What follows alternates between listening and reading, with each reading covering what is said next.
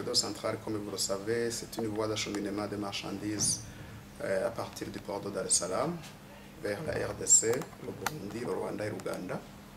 Alors, ces derniers jours, nous avons mené des discussions entre les autorités tanzaniennes qui gèrent les ports, qui gèrent la voie ferrée.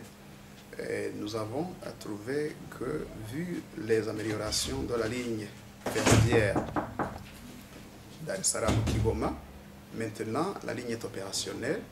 Le port de Kigoma reçoit maintenant en moyenne 6 à 7 blocs trains par semaine. La compagnie ferroviaire tanzanienne a réhabilité sa flotte. Il dispose maintenant d'au moins 29 locomotives, plus d'une centaine de wagons. Alors, le port de Kigoma a maintenant sa grue portique pour la manutention des conteneurs qui est fonctionnelle. Il vient d'acquérir aussi notre grue pour le cargo en vrac d'une capacité de 30 tonnes.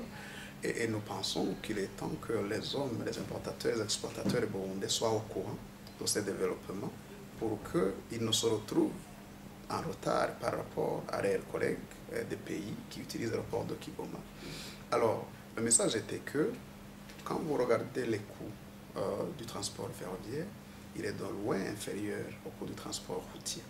Par exemple, les chiffres dont nous disposons maintenant montrent que le transport Dar es Salaam-Bujumbura via le port de Kigoma est moins cher jusqu'à 40% comparé au transport routier.